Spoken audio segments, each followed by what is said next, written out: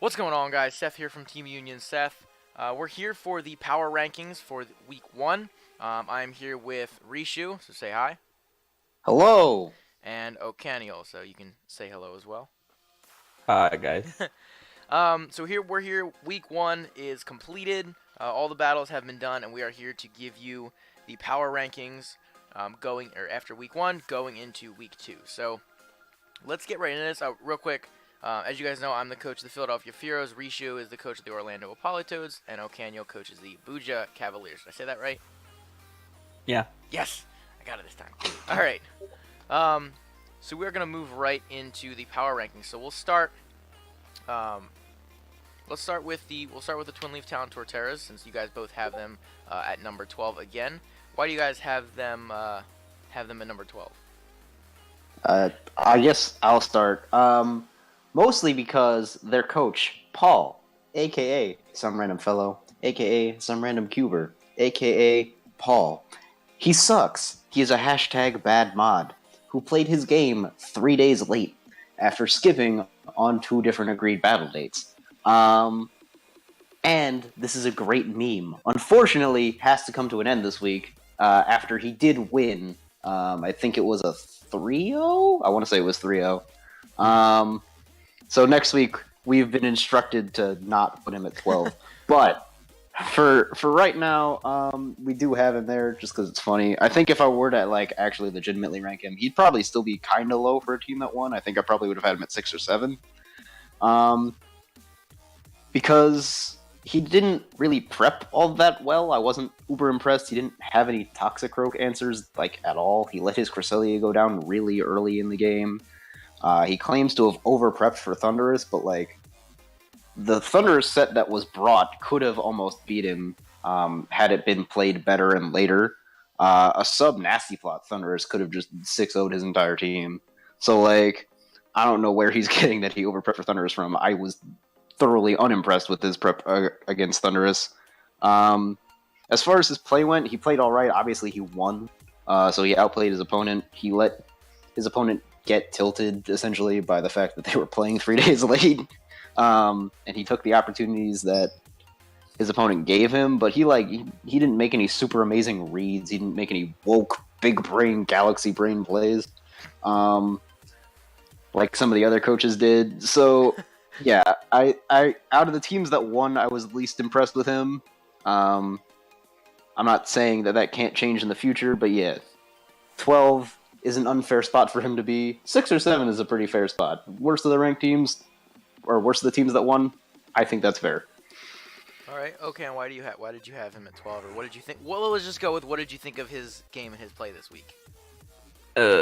I agree with Sam a lot actually. Yeah, even if we didn't meme it, he would be 6th or maybe even 7th, maybe behind someone who lost. Because like you said, Thunder may actually could have swept if the Greninja missed that Hydro Pump. Mm-hmm. There wasn't that good prep against either Thundurus or either what was it called, Toxicroak.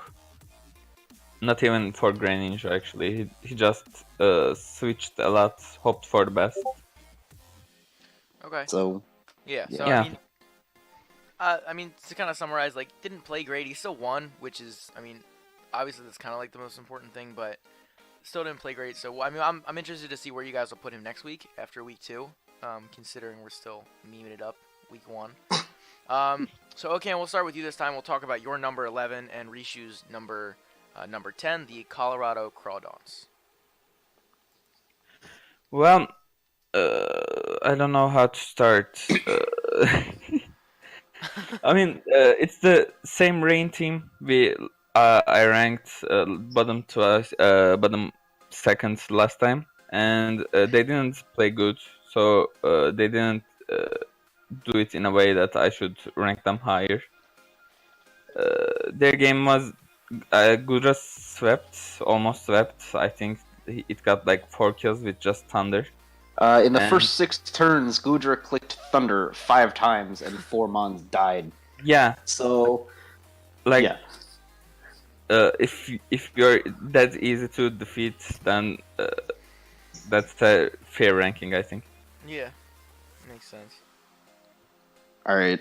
I mean, I have them ranked higher just because I think the team that I put 11th played worse. But this team, this game proved everything that we said about all the flaws, especially with the lack of electric answers in his draft, completely 100% right.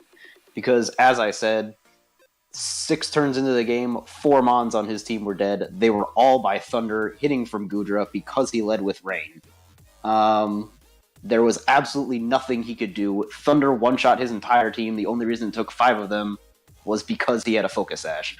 So this game did have, I guess, a little bit of controversy with it because it had to be replayed, which is something that I am actually going to give him a little bit of credit for, because what happened towards the end game was after Gudra killed half his team. He was able to eventually get rid of Gudra. Then he sends in Azumarill and Belly Drums, and Muck, Alolan Muck gets sacked off for some reason. And then in the original incarnation of this game, he makes one of the wokest, biggest brain plays I've ever seen in my entire life, where he Z Belly Drums while already at +6 attack to heal his Azumarill back to full and wins. So I was actually really impressed with that play. The only problem is Z Belly Drum is banned. And so they had to replay the game from that point, and then he lost. But I think just in general, again, his prep, there was not a lot he could do. His team was not good enough to win a game. We saw that. Gudra's not even an electric type, and one electric move killed 2/3 of his team. So he did have to make transactions. He did ultimately make some transactions for Week 2 that I do really like for his team. And I think based off just the wokeness of that play with Azumarill, he's capable of playing well. He's capable of building well. I just think he has to do it in the future for us to rank him higher. So I do think he will move up eventually, but right now this is where I think he has to be for B10 and U11. Yeah. About the transactions, I actually really enjoyed the Kingdra and Seismic Thought transaction, which I suggested to him, because now he can at least switch into electric attacks with Seismic Thought. Even Kingdra doesn't actually die to Thunderbolt or Thunder directly. And he has Rain with Pelipper. Both can really help in Rain as well with his team. I think those transactions are really good and made the team a little bit better. But I need to see improvements in playstyle as well, so better luck. He dropped what? He dropped Azu, and what else did he drop? He dropped Kabutops? Did he he dropped Azu and Kabutops, Okay. Kingdra and Seismic Toad, Okay. and then he made Gyarados as Z-Captain. Okay. Yeah. If you guys watched the transactions video, the update video that I had put up on Friday, I believe is when it went up. I think I had switched it around. I think I said he dropped Seismitoad for Kabutops, so that's flipped. So he dropped Azu and Kabutops for the Kingdra and Seismitoad. So he does have some electric answers at this point. So we'll move on. I'm still not trying to say that name. So we'll go for the Teddy Ursas. So Rishi, you can start. You have them 11, and Okan, you have them at 10. So Rishi, why don't you start and let us know why you have them ranked at 11? Tauber Bischofsheim, alright? You know, you can say it all you want. I'm not trying. It's not that bad. But yeah, I was really unimpressed with this team. I think mostly from a prep standpoint. The big thing that stood out to me was he brought Tapu Lele and didn't bring Psyshock. Going against Blissey, which the damage difference there was not a significant difference in the damage across the team between Psyshock and Psychic. There was not bringing Psyshock was just basically inexplicable. He didn't bring the good Gourgeist. I don't remember which one he did bring, but it wasn't Super, which I thought was pretty interesting just because they're all demonstrably worse. The first turn of the battle, I think, really demonstrates the biggest problem I had with his play, which is I think there's a fourth season I've been in a league with him. And at this point, you really do have to know that if you have a Mon like Cloister, a Mon with piss poor stats in one defensive area, you can't leave it in on a Mon with a powerful stab that is super effective against you in that defensive area. So what I'm talking about here is turn 1, he led Cloister against Rotom Mo. He was not sashed. He was not faster than Rotom Mo. Rotom Mo Volt Switched, and he died. And that's just something that you can't allow to happen, right? Because he did have answers to Volt Switch. So everything from turn 1 was then just kind of downhill. He got really outplayed throughout most of the battle. Overall, there's just not a lot else to say. It was not a good showing. And I'm going to look for him to try to turn it around in future weeks. Okay, so Neil, why did you rank him a little bit higher up at 10? Well, yeah, I think he's. I agree with not having Psyshock over Psychic. I mean, I was his week 1 opponent, and I think Lele was the only one I was afraid on his team, to be honest. I think his team was pretty bad against my team, so I'm giving him that. Like, he had a really bad matchup. But if he had Psyshock over Psychic, things could have been a little bit different. For example, I still like the work up Explode over, something like Specs or Scarf, which actually did some work. But then again, he sacked Cloister turn 1 for some reason. Ursaring died for kinda nothing because it switched into Z Psychic from Mew in Psychic Terrain, thinking I would go for Shadow Ball. And then he sacked Machamp for nothing, saving Gorgeist. It was Gorgeist small. I think he went for speed for some reason. Either that, or he didn't think there was a difference. Maybe, Yeah. maybe. I don't know. All right, so we'll move on. We'll go into our number 9 slot. So, Rishu, you had the Hartford Hurriers at number 9. I'm sorry. Who started for the last one? I did. You did. Okay, so He did, we'll start with we'll start with you this time. So your number 9 was the Indiana and Fernapes, and Rishu, you had them at number 8. So let's talk a little bit about them. Okay. I'm talking. Okan, yeah. Okay. Well, this team lost to Paul, so I don't know how Sam could have ranked them higher, but they lost to Paul. I gave him one spot higher. Come on. Yeah, I mean the prep was there actually. I agree. The Thunders could have swept. It wasn't that badly played.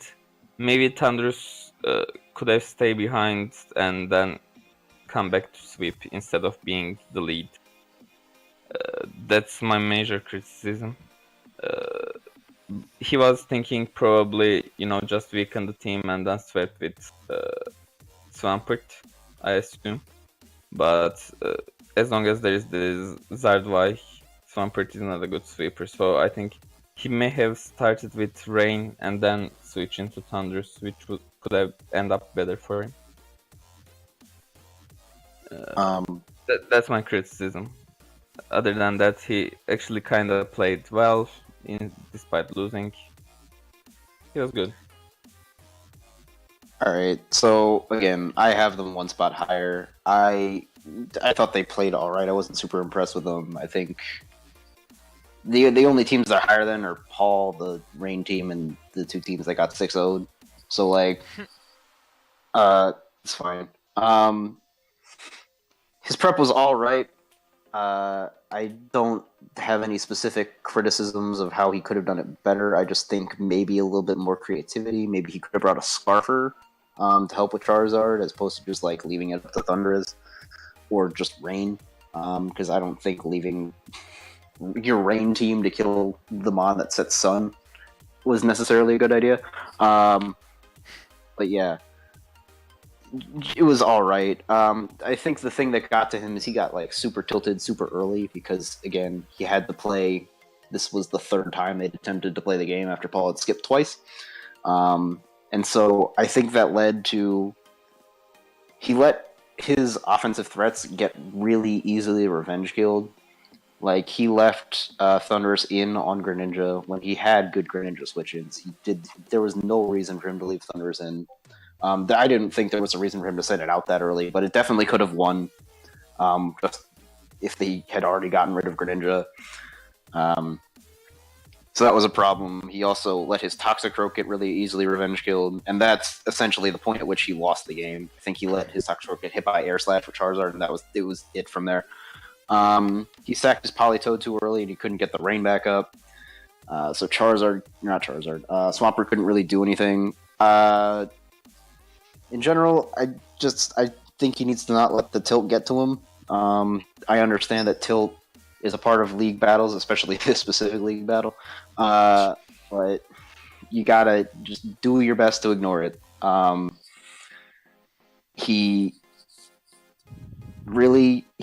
That'll come with experience. He's pretty inexperienced in the format, but it's just a matter of you gotta let that stuff not affect you and just let your play win the game. So I think in general his play wasn't terrible, but he made two very egregious mistakes influenced by tilt, and that's what cost him. Okay. Makes a lot of sense. I mean, he is pretty experienced, and I think experience is a huge factor in handling tilt. I mean, as much as people are like, oh, I can keep a clear head, like it's just something that happens. But the more you experience it, I feel like the more you're able to play through it and to kind of take a step back and slow yourself down. So yeah. So we'll move on. So Rishu at number 9, you had the Hartford Herdiers, and Okano, you had them at number 7. So Rishu, you can start. Why did you decide to put them at number 9? All right, so I have them this low. One, because they got 6-0'd. I don't think they actually played. I don't think Ryan played that badly. I don't think he made any like really terrible plays. But he made, in my opinion, really grave errors in prep. He was severely under prepped for Tangrowth. Assault Vest Tangrowth essentially 1v1'd his entire team. And he didn't, like, he had a Togekiss, he had Haxorus, he had potentially other sets with Celebi or more offensive variants or different variants of Raikou that could have potentially helped him out, but he opted not to bring any of them. I think Togekiss was probably the most obvious one. Araquanid, even though he did manage to set webs, Araquanid was a net negative for him, I feel, because Araquanid was not a threat to my team. Even though his Snorlax set was like, he brought a Chople Berry counter Snorlax to try to beat Blaziken. So I appreciate the creativity.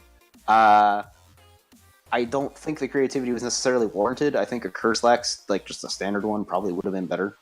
Or not bring Lax at all against the team of Blaziken. So I think in general, he lost momentum kinda early. Like, I made basically one good play the entire game. After that, he didn't have any momentum ever again. And things like once one or two Mons started dying on his team, everything just snowballed really quickly. So even though I think he did have his chances to win, if he had been able to keep Mega Banette and Mega Banette and one other Mon, I can't remember right now. Mega Banette and one other Mon alive for a certain amount of time, it would have been very, very difficult for Tangrowth to be able to beat both of them simultaneously. Araquanid? Might have been Araquanid. But yeah, if he had been able to like play around me in a way to keep those alive for long enough, he might have been able to like outstall me with the webs, just because my offense was limited at that point. He maybe could have won, but after his Araquanid died and after Mega Banette died, it was just super downhill super quickly. So again, I don't think his play was terrible. I ranked him higher than the other team that got 6-0, and I ranked him higher than one team that didn't. But he I think he needs to prep better in future weeks. Okay. So Okan, you have them a little higher up at number 7. Why did you decide to put them a little bit higher, even though they did get 6-0'd? I mean, they got 6-0, but it wasn't like a clear, easy sweep 6-0. It was actually close till the end, till the Stakataka came in and set up the trick room. And the prep was there, actually. Like you said, other than Tangrowth, actually, everything was kind of prepped for. I think, no, not Tangrowth, but he wasn't prepped enough for Vaporeon. He had no Scald Switching. He had Celebi. He brought Celebi. Maybe Celebi, yeah. But still, Celebi. Did Celebi have Leaf Storm? Did he try to Leaf Storm? Did he try to... I didn't see. I didn't see what his fourth move was. He had a hidden power that was super effective on Tangrowth, Recover, Stealth Rocks, and a fourth move. So I think the prep for Vaporeon was not there. Other than that, actually, I really liked Snorlax set. Cotton Guard Bennett was interesting. Actually, he didn't use any other move other than Cotton Guard, so that's kind of weird. But he had Shadow Claw, but yeah. Yeah, the prep was there and the play was there as well, but it wasn't enough. I ranked the team quite lower when we did the power rankings for the teams. His play is good, but I think his team is not that good, so I think he needs to make some transactions, and the transactions can help him to, be better in the end. Okay. So moving on, Okana, your start with this one. You had the Bloomington Glooms at number 8, and Rishi, you had them at number 7. So Okana, you can talk about them first. So go ahead and I'll get their game up. Yeah, I wasn't a really big fan of his team in the beginning, and I think he actually played quite a lot, really better than I expected. And he played against the team I ranked first, so I'm not gonna hold it against him that he lost, and he didn't lost in a really terrible fashion. But one big huge misplay, I believe, was a turn against Infernape and Blaziken, where he was +2, he had Sword Stance, he was speedy, he was going to first, so he could have just Earthquaked. He already revealed that he had Earthquake. I think the Infernape was sashed, right? Yeah. Yep. Yeah. Yeah, it would survive, but then it could have easily been revenge killed or set rugs, so he can't switch in. So yeah, he could have at least get rid of Infernape, which was really essential to your win. So maybe he would still lost, but he would have much better differential in the end. I think that's the misplay of the week for me. Other than that, he actually played and prepped quite good. He wasn't really weak to any of your months, but in the end, the team quality mattered a lot, and he lost. Yeah, I do want to give a little bit of my input here, real quick. When he set up the Swords Dance, he was +2 attack. I think he was at least +1 speed. He might have gotten to +2. He was +3. I think he was +3 speed. +3. Yeah. Okay. Well, he had the speed, and I was doing calcs, and from where my Infernape, or for where the Blaziken was, I had close combat on my Infernape, and it didn't knock out the Blaziken, but it did enough for Scizor to come in and bullet punch it and kill it. So that was kind of the plan. I was really surprised he switched out. You guys can see on screen. This is the Swords Dance play. So he's +2, and then he's +1 speed. And then he stayed in, he got some kills, and kept getting the speed boosts.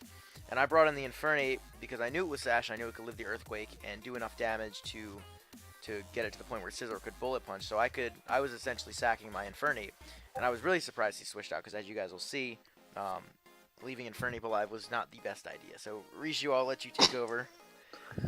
All right. So I think the big theme for me is, yeah, I agree with Okan's point that the difference in team quality is a large reason why he lost. He didn't play terribly, but he got thoroughly outplayed. He didn't prep terribly, but he got thoroughly outprepped. Right? Because even though he was ready with answers to individually all of your mons, your team was prepped better in a way to counter his team. And that ended up making a big difference.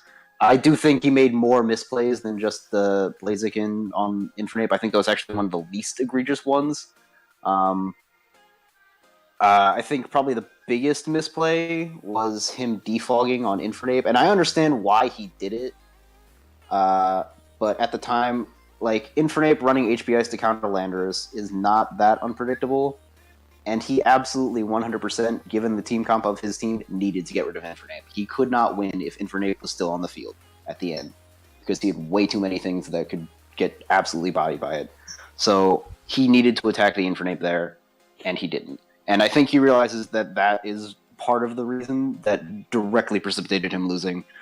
He also made a bad habit of like switching Zoroark in, like a lot. I think he did it 2 or 3 times to attacks, and Zoroark is not bulky enough to be switched in ever for any reason. Yeah. So once that was gone, he didn't really have an answer to Slowbro. You kept assuming in your video that he had Thunder Punch on Blaziken. I don't think he did. I think he had Swords Dance, Protect, Earthquake, and his last move was probably Stab.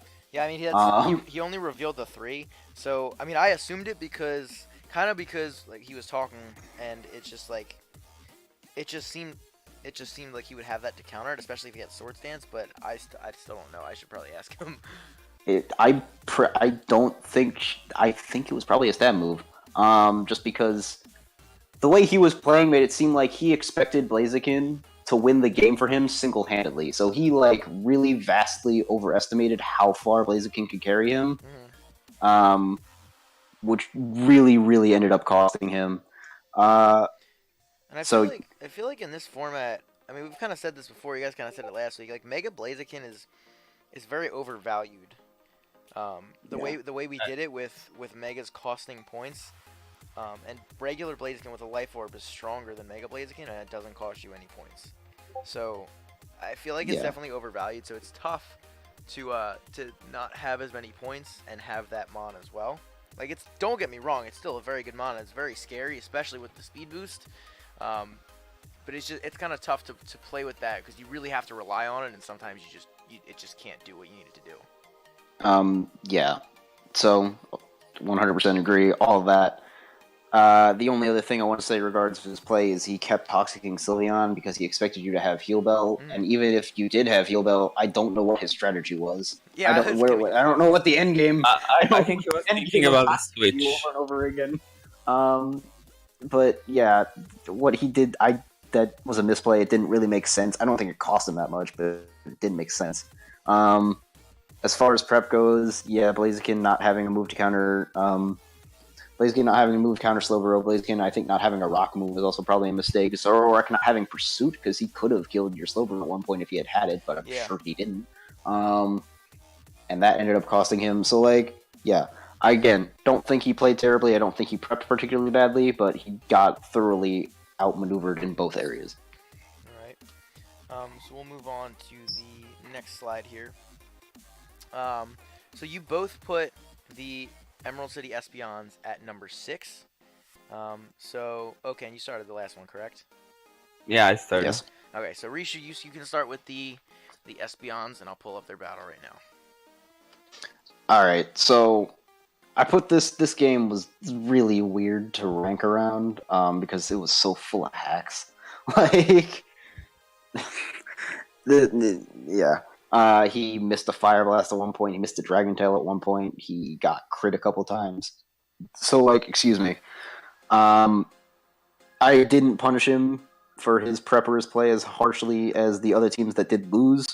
That said, yes, he got hacks. I don't think he lost because of the hacks. I think he still could have won despite the hacks, but he lost because he played extremely poorly around the hacks, which again factors into tilt and how you respond to it. But whenever you get to it in the video, you'll see that I think the turn that lost him the game is not the turn that he missed Fire Blast on Metagross with Slowking. It's the turn after when he left Slowking in to die.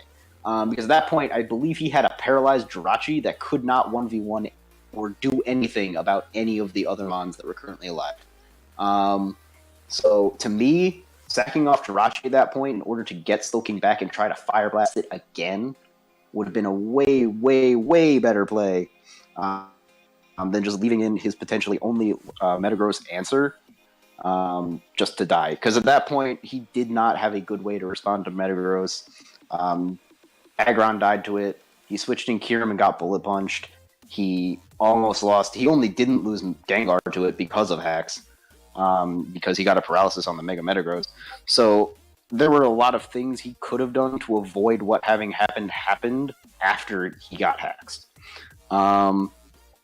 Earlier in the game, he switched into like a really obvious knockoff and lost Kyurem White Scarf. I don't know that hurt him that much, but it was definitely important at the time.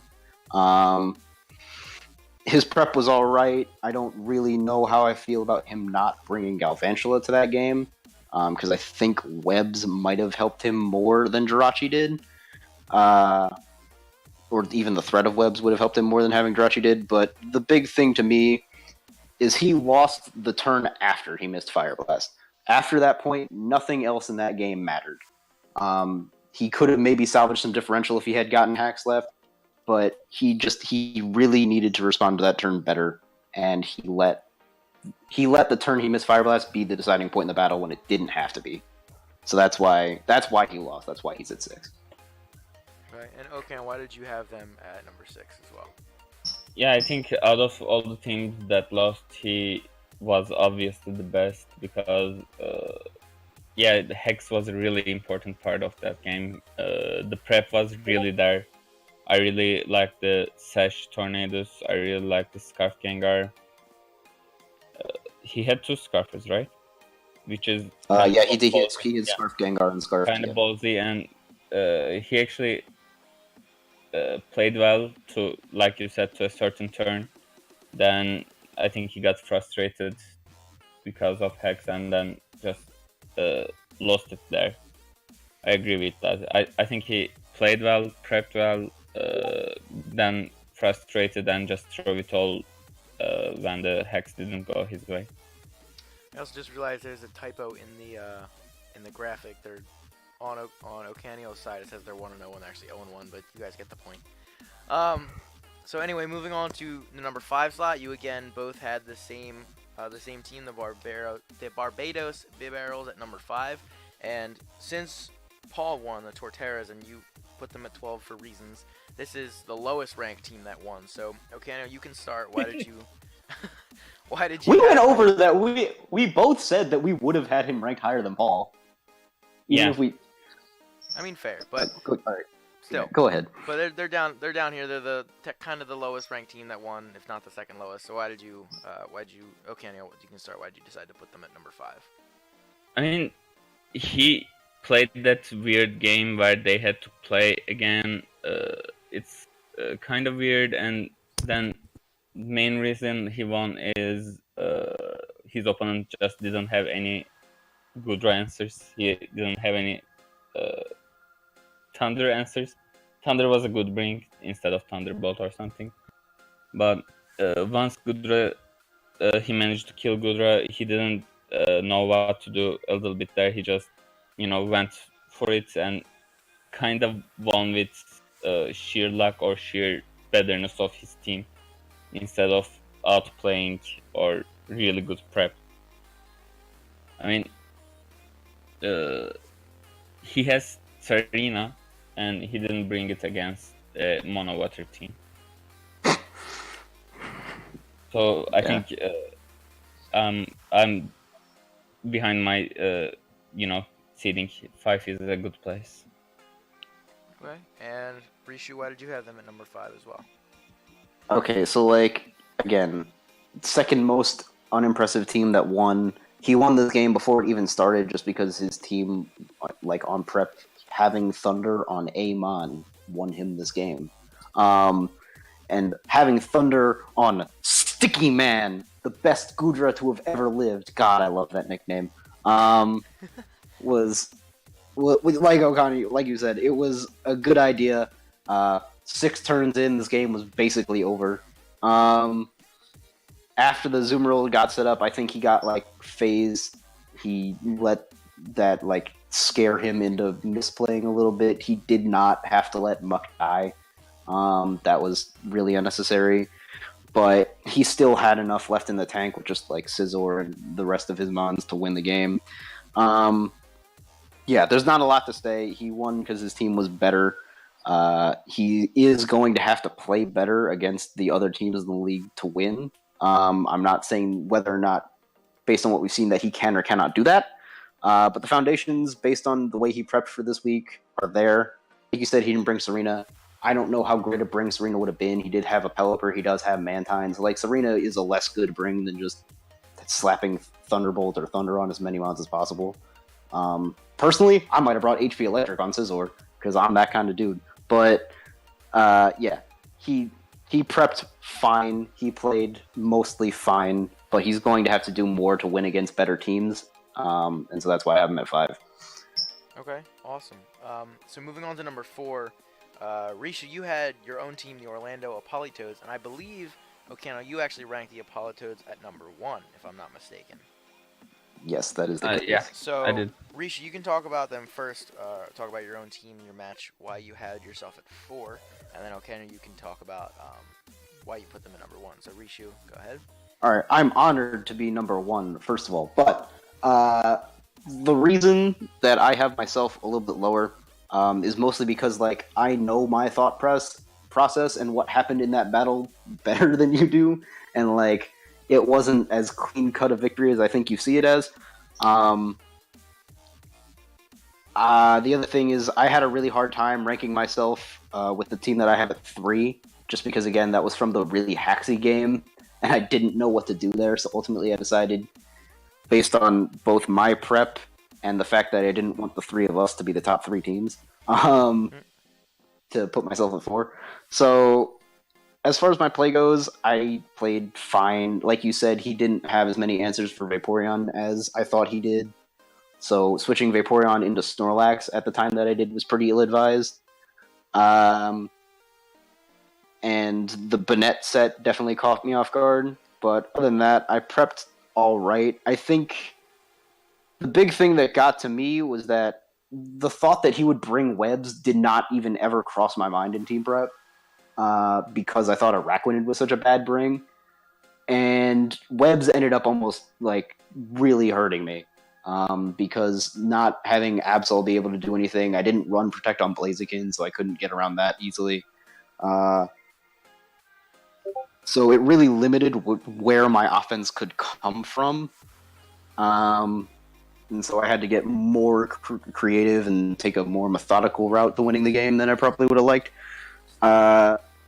The only really good play I will say that I made is this interaction between Tangrowth and Araquanid. He's like almost dead, and I have Tangrowth in, so I switch in Blaziken, knowing that he's going to Leech Life, heal himself to enough to where Toxic will not kill him, but will the next turn, which will guarantee that I can get a sub up because Blaziken is faster than Araquanid, even with the sticky webs.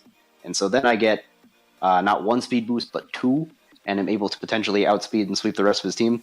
So that was a good play that I made, and that did get me a lot of momentum because it did enable me to really chunk the Lando Eye. But other than that, like I said, I made that one nice play. I carried the momentum for the rest of the game off of it, and then Stack Attack ultimately swept. The crit that I got from Stack Attack on Celebi did probably matter, but I don't know. I'm sure it wouldn't have affected the outcome. The question is whether it would have affected the differential, and to that I don't know. But yeah, so I played fine. I'm going to probably have to prep better. But yeah, I would not have myself at 1. 3, 4 I think is fair. Okay. So, Okano, you had them ranked a little bit differently, up at number 1. Why did you think they played the best this week? I mean, as you remember, I put Ryan Killer Tomato really high on the teams that lost despite the 6-0 because I believe he prepped nice and he played nice. So despite that, Sam winning 6-0 means that he actually did the same as well. He really did prep well. His team was really good. Like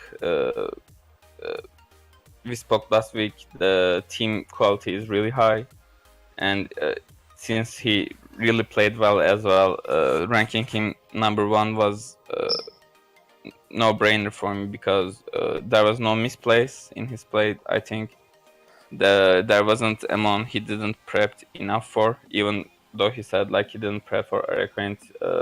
Eloquent was easy to answer with Tangrowth or Vaporeon. So I think it's a no-brainer. I don't think there's this huge brain place, but there's no misplay either, which means that he prepped and played good. Not much to say. All right. Okay, so Okano at the number 4 slot, you had the Durham Granbuls, and Rishu, you had them at number 3, I believe, right? Yeah. So Okano, you can go first and talk about the number 4 team, or your number 4 team, the Durham Granbuls, and I'll bring up their game right now. That's the team that we kind of agreed won trio at least, thanks to the Hex. So I'm not trying to take away credit from her. Her prep was good. Actually, her prep was kind of bad against Scarf Gengar, to be honest. Scarf Gengar actually did a number on his team. If it could have been used better, maybe. Scarf Gengar, he wasn't prepped enough for it. I don't know if his team, her team, has actually answers to that, but it could have been better. Other than that, yeah, she won trio, but it wasn't that convincing due to Hex playing a huge factor, and actually Gengar was being able to do much more if the Hex didn't happen. Still, would I say he misplayed somewhere? Yeah, I think, for example, staying with Metagross in front of Slowking was a misplay because the Fire Blast was there. Metagross can't do that much to Slowking. That was a risky play. If the Fire Blast hit there, it would have changed a lot. But overall, yeah, I think 4th is a good spot for her. Okay, and Rishu, you had them at number 4. So I'm sorry, you had them number 3. Why did you have them at number 3, above your own team? Like I said, I really did struggle with whether to put myself above her or not. So 3-4, I don't think was that big a difference. I think the most obvious misplay that I saw was setting up with Blacephalon in front of Tornadus. I don't know why she did that. That didn't really make any sense because she knows she's slower. I didn't have any issues with the prep. She obviously brought the right Metagross set. Maybe Thunder Punch instead of Earthquake. Or Thunder Punch instead of whatever her 4th move was that we didn't see. Would have been better. But I think the rest of her play was fine. The big thing, again, this match was defined by how each team responded to the hacks that happened. And she just took the momentum that she got from that Fire Blast miss and won the game off of it. Like, Metagross got something like 4 kills in a row right after that happened. So maybe she could have made the differential higher if she had played Crocodile Mienshao differently. And maybe she could have noticed the dual Scarfers early. Maybe she could have played the Metagross differently to try to pull out some extra differential. But she got the W. That's what matters. She responded to hacks in the right way. She prepped in the right enough way. And that was the deciding factor. So I had this team ranked highly coming into the draft. I do still really like this team. I liked the way she played. I liked the way she prepped. I don't have her higher because her win wasn't as convincing and it was heavily influenced by hacks. But I think this was a good start. Okay. Yeah, I mean, I think those are really good reasons. I think if she can continue to play and prep as she has, or as she did this week, she could definitely be successful with the team because it is a very solid team. Yeah. So we'll move on. So it gets a little weird as we get to here. So, Rishu, it's your turn to talk. So you went over your number 3. We'll slide down. We'll talk about my team, the Philadelphia Pharaohs. Okay, and you have them ranked at number 3, and Rishu, you have them ranked at number 1. So let's hear why you have them ranked at number 1, and then okay, you can talk about them at number 3. Okay. I think the reason I have you first is that for the first 2/3 of this game, And I have a lot of respect, having played in a lot of league matches with your opponent, for how he is as a player. You, like, super thoroughly, from turn one, had momentum from that until basically when Blaziken started setting up. So most of the game was over by the time he had any semblance of any offense at all. He barely clicked offensive moves. Yeah, I remember. Through I noted in my the video. because you kept talking about it in your video. I think he clicked 2 offensive moves for the longest time in this battle. Yeah, it was like the first 30, which was, the first 30 turns. I think he clicked like 2 or 3. yeah, because he was being forced to switch so often with your initiative that he couldn't do anything. Which I think speaks a lot more to you than it did to a detriment on him. You made a lot of good trades within the game to set up your win con, because your win con, I think you realized at some point, even though you brought a defensive Infernape, was Infernape, based on how he was playing and the way he prepped around it, that he did not really have good close combat answers, due to, ironically, his lack of Shedinja. So It's funny because I was pretty prepared for Shedinja. I didn't have a team builder, which I'm probably gonna start doing, but I was pretty prepared for Shedinja and really expected it to come. So that's kind of why. I think the big irony on your team was that the only thing that couldn't directly kill Shedinja was Infernape. You're right. So your prep was fine, but like, I just, the way you outplayed him for such a long time in this battle is why I have you at number 1. Because I was just less impressed, even though you won Okan 6-0. I don't think you had to work as hard, and I don't think you had to outplay your opponent by as much. So I was just really impressed with the way that you played this week, and that's why I have you at number 1. Okay. And then Okan, you had me at number 3. So why did you have me a little bit lower? I actually agree with a lot of the things you said. I just ranked 2 6-0 teams 1 and 2, but I also think that he could have had a better differential. Let that said, he didn't make that Infernape Blaziken play. He could have actually gotten better. I mean, prepped against Blaziken actually was my main problem with your team. Other than that, it was pretty good. Like, after his first dance, your switch in was second Infernape. So that's kind of telling. If he could have played better around it, he could have done much more. He still would have had to deal with Slowbro at that point, but yeah. I mean, we don't know the 4th move, do we? That's true. No, we don't know what it was. Yeah, it could have been Earthquake, Thunder Punch, Blaziken, which is as weird as it does.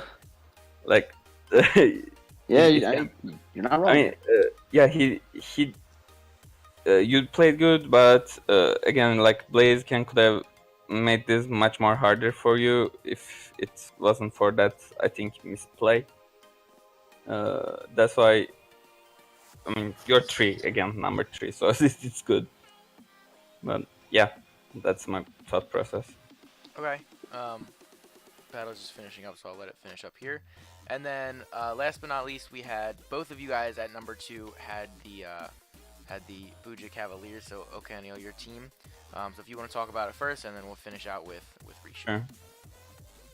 And like I said, I had a really, really good matchup against his team, because all of his threats were specials. Other than he actually bring all the monsters he could have as physical in the game. He has Cloister, Machamp, and Ursaring as a possible threat, let's call it them, physically. And he used all of them. Despite that, I mean, I have Florges and Blissey. Actually, Florges didn't even appear in the game with Ditto. But the main advantage I had, his team had a lot of setup mounts, and I had Ditto. So he didn't bring 9 League or Volcarona, which I actually really prepped for them. I had like HP Ground, Florges, or just, just give beat boost and then switch into Ditto and then swept from there. But the team he brought was pretty good for me, and I think my play was really riding back off Blissey, because he couldn't touch Blissey with almost anything.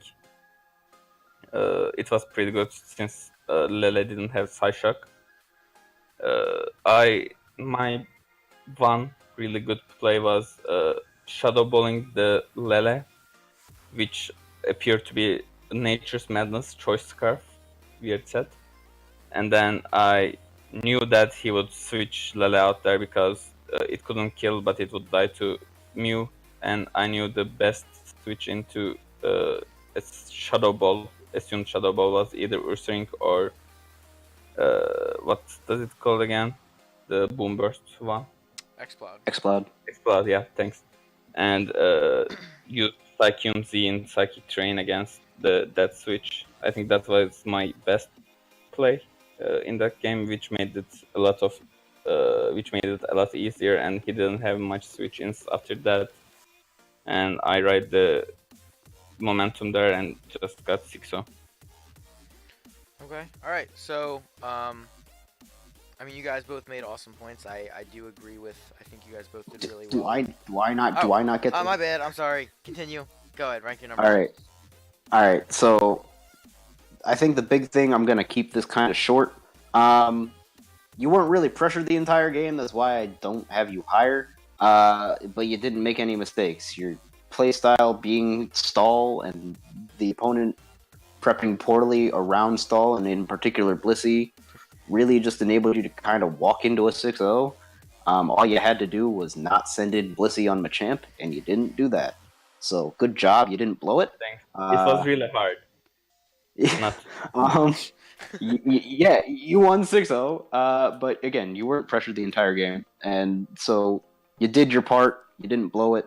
You thoroughly outplayed and outprepped, but I just didn't see a whole lot there to necessarily rank you higher. Obviously, I do have you at number 2, so it's not a poor ranking, but it is what it is. Yeah, I expect a lot of your games to be similar to this. I expect a lot of Blissey, but for week 1, this is a pretty good amalgamation of how I feel your season's going to go. I find it funny because as I was watching the battle on my screen, I saw in the chat you had put, I missed this when Blissey was just stalling one of them out. And I feel like that's gonna be a perfect representation of your season, kind of like Rishu said. So we'll have fun with that. You know what's also funny, if you guys check in the description below, you can see the doc, and you can go on the schedule there. And somehow the three of us, none of us play each other during the regular season, which is pretty crazy. Like, we're all in different divisions, but I mean, there's inter-division matches a lot, pretty much every other week in the season, and none of us play each other. So I don't know exactly how that worked out. I mean, I made the schedule.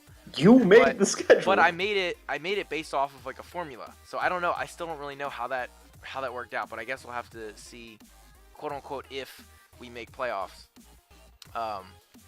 if we'll end up facing each other at some point. So that is all we have. So I do agree with both of your lists. I think you both did a really good job, again, with the power rankings. I think they're ranked very fair. I'm curious to see how they're going to shift once we stop giving Paul the boot and giving him the short straw. So I'm curious to see how they're going to, like I said, how they're going to shift when we rank Paul fairly and see who's going to go. It will be a lot harder.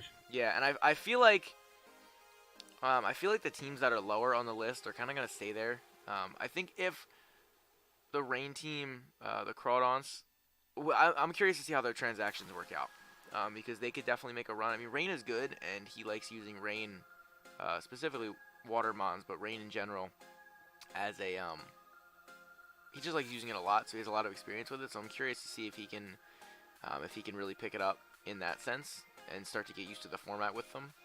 But I definitely think like the top 5-ish around there it's going to be pretty interchangeable, just depending on how play happens. But again, thank you guys. I really enjoyed your lists, and I hope everyone enjoyed watching and listening. Yeah, so make sure you guys, if you want to check out the replays on your own time, you guys can grab those in the link below. Again, check out the doc in the link below, as well as all of my social media. You can check that out. I will be posting and updating on there as well. And I think that is about it. So thank you guys so much for watching. Be on the lookout for stuff about Week 2 on Wednesday. My Week 2 battle is going to go out. Tomorrow, I'm probably going to put up a team builder Oh, wait, no, I'm sorry. Never mind. We're gonna start those the following week. So Wednesday, my week 2 battle will be out. Friday, the week 2 updates will be out, and then next Monday we'll have the week 2 power rankings as well. So again, thank you guys so much for watching. Don't forget to leave a comment down below.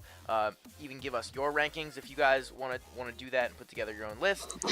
Leave a like, and don't forget to subscribe. And we'll see you guys next time. Bye. Thank you.